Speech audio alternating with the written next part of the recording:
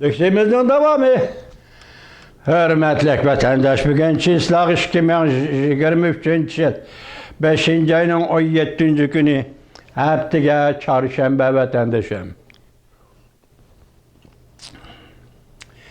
Endilikte sizlerge sözleydiğimiz mundaq atalatin dedik o. Japonya'da 7 devlet güroyunun yığını açıldı.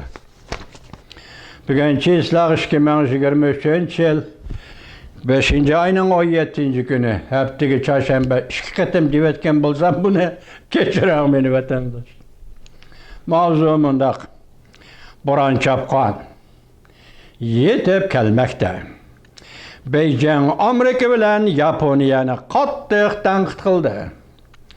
Mavzulu xabar 17. gün yani çarşamba günü ben ve torbiti ilan qilindi xabar. Bundaq başlandı. Növbette bütün yer şarda dolqun kötürüldü. Dolqun kayni-kayniden yana bir dolqun kötürülüp zerbi biriş Qurşağı elişni Cüngoğa qarattı. 7 devlet güroyu başqı yığın açılış aldıda turuptu. Bu yığın iqtisadi zorvallık qarşı bayanat elan qılıdı. Devletler alqıgan parlamentla ittifaqı 7 devlet güroyunun bir ponksiya kurup Cüngo'nun iqtisadi zorvallık qarşı duruşunu ilgiri sürmekte. Cüngo'nun Taşqı İşler Ministerligi arka-arkadan bayanat elan qilib, iqtisadi zorballıqni yol qo'ygan devlet Amerika biz emas deb bildirdi. Hamda Yaponiyaning tarixdagi militarizmlik, tajovuzchilik tarixini aslishi kerakligini ko'rsatdi. 7 devlet güroyu devlet başları 19. günü yani Cuma günü Yaponiya Guangdou'da yığın açıldı. Amerika cümleden Wall Koçsi gazeti, Angliya cümleden pul muamili gazetini öz içine algan halda xalqaro matbuotla mundaq aşkarıldı. Yığının mühim axbaratıdan başqa 7 devlet güroyu tunji qatim iqtisod bexatarligi mavzusi bo'yicha bayanat e'lon qilib, iqtisod zo'ravonligini o'rtaq cheklash, iqtisod zo'ravonligiga o'rtaq javob qaytarish, iqtisod zo'ravonligiga o'rtaq zarba berish va jihatda va'da berdi. Lekin ahvoldan xabardor kishilar bayonotda iqtisod zo'ravonlik qilgan davlatning ismini atamaydi.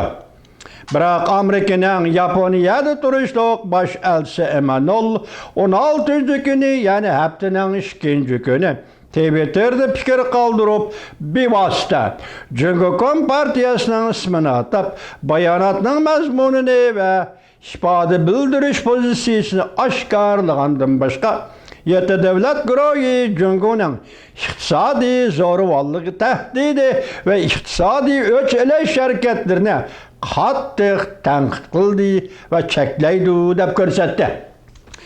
Cungo siyosati bo'yicha davlat alqıgan parlamentlar ittifoqi ijroiya direktori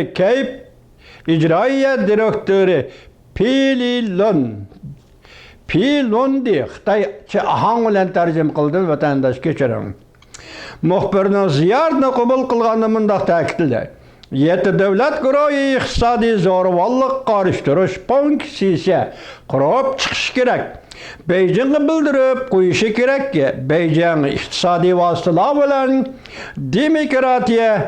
demokratik davlatlarga tahdid solmasligi lozim. Biz kuchimizni ko'rsatib ittifoqlashishimiz kerak. Bu intayin muhim deb ko'rsatdi. Undaq bo'lmaydi ekan biz xatarlik ahvolga tushib qolamiz. Bizning demokratik davlatlarimiz iqtisodiy tahdid va zo'ravonlik ostida Avstraliya va Litvaga o'xshash o'ringa tushib qolamiz deb ko'rsatdi. Davlat alqıgan parlamentlar ittifoqi ijroiya direktori biz bütün demokratik davlatlarni o'z ichiga olgan cheklashni o'rtaq ponksiya qurib chiqishimiz lozim. Devam vatandaş.